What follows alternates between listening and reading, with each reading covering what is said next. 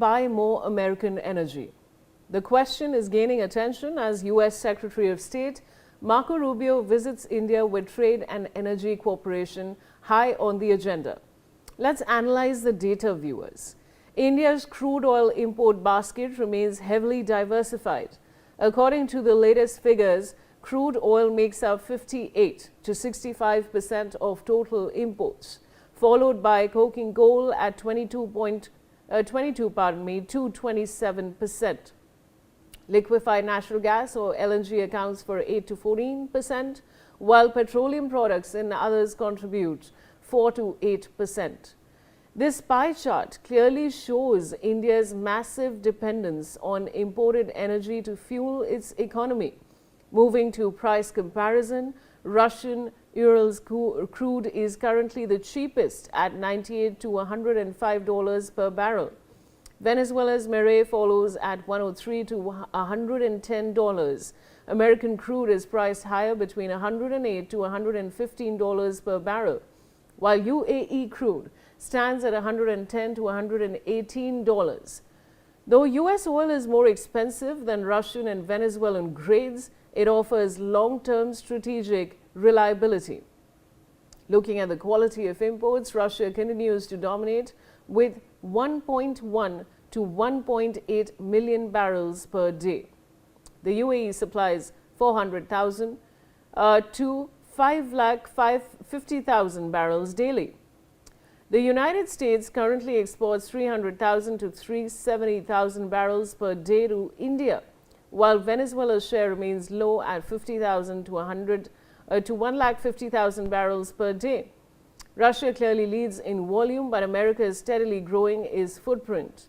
Finally, total crude imports to India are projected between 4.8 to 5.3 million barrels per day in 2026, slightly lower than 2024. While Russia's share is expected to decline from 1.7 to 2.0 million BPD in 2024 to 1.1 to 1.8 million BPD in 2026, U.S. imports are rising significantly from 180,000 to 220,000 BPD to 370,000 BPD. This shows India is slowly diversifying away from Russia and increasing purchases from the U.S. And Mithali, to simplify these figures for our viewers and make it less overwhelming, what do you think? I mean, imports from Russia are more practical for us or the U.S.? I think, the US actually, when we talk about US imports and US purchases of energy, right now, yes, they happen from the US itself. But this visit of Marco Rubio is meant to actually be a first level conversation on Indian purchases of Venezuelan oil. Now, India had been purchasing some amount of Venezuelan oil in any case, even before this change of guard, in a sense of, Venezuelan oil refining happened, and American corporations got involved in a much larger way after President Maduro's ouster. But very honestly, for India, the deal comes down to pricing. And Russian oil, Russia's and the relationship we have with Russia, both of those and our purchases of those are entirely dictated by the commercials as well as by the reliability on Russia as a partner through thick and thin through the last 70 years or more of India's history. For America, we can't really say the same. Have we been really able to rely on the Americans eyes closed? Absolutely not. The last 2 years are a testament of what happens when America decides that India is not a relationship worth keeping. And I think these are points to be discussed with Marco Rubio. And I think it also gives India a very strong bargaining position. India and China are the two biggest buyers of oil in the global oil markets. So if Marco Rubio is keen to sell Venezuelan oil and India is okay to buy it, there are also other things India can get in return. And say the H-1B visas and the plummeting rates of H-1B visas and applications, etc., are a function of the way the American regime has made it harder to get one. So if this is something that is, the Indian government feels that this is where we should be negotiating, we should go ahead and negotiate that. But this is an important moment in history where the American administration is finally realizing that they cannot antagonize India. All right, Mitali. Now, Marco Rubio says, now how vulnerable, I want to know, is India, because nearly 2/3 of its import basket is dominated by crude oil.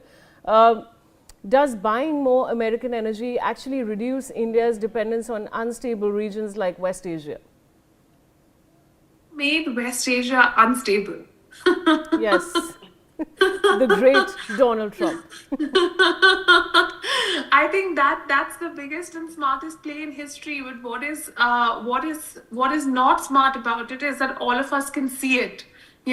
So it's almost like it's absolutely standing there right in front of you, and what he's doing, and the whole world can see it, and it's almost like none of us can actually do anything or say anything about it. But if you think about it, he has basically created this scenario where a thriving region like West Asia, the Gulf countries, are attracting so much global investment, so much global talent, which was moving to cities like Dubai, have now been branded as unstable in global markets, and is therefore positioning himself and his Venezuelan oil as the only stable alternative. I do think that it's regrettable, but of course for India as a buyer country, we need that stability. We can see what the paucity of oil is doing to our economy. So we don't. I mean, we will have to diversify our sources and look at Venezuela and American oil as a potential source. But my point is that when we do that, we don't have to be in a backseat kind of a position. We can be in a driver's seat and really drive a lot of the negotiation because we are a big buyer. That is absolutely true, Mitali. Driver's seat it is. Thank you so much for joining me on